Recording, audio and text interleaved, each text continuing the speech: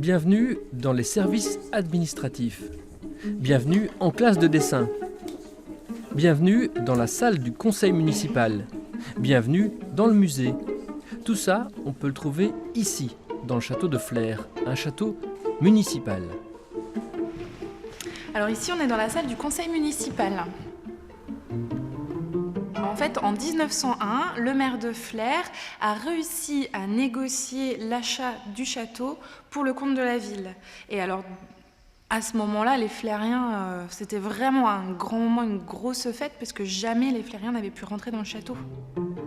Mais rapidement se pose la question, que faire de cet espace ?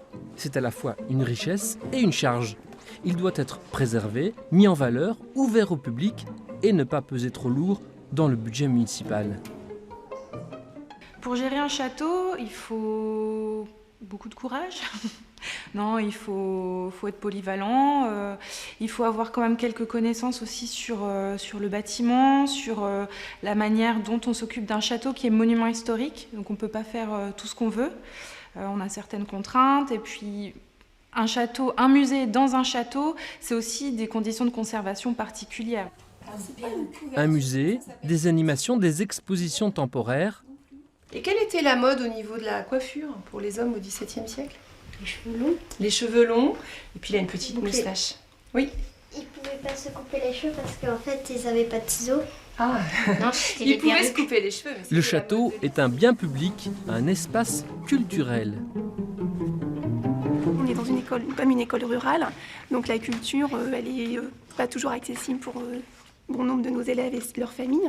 Donc voilà, c'est le rôle de l'école d'accéder donc par ce château à la culture.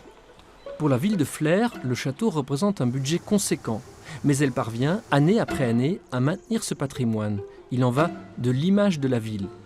L'image de la ville est l'image de la France.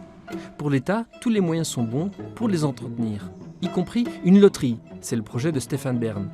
Dans la Manche, le château de Carneville, rongé par la mérule, va bénéficier de cette aubaine. Avant, en gros, on n'avait que notre optimisme et notre confiance au projet pour faire croire aux autres qu'on allait s'en sortir. Parce qu'il y a quand même à peu près 1 million d'euros de travaux. Je n'ai aucune finance personnelle.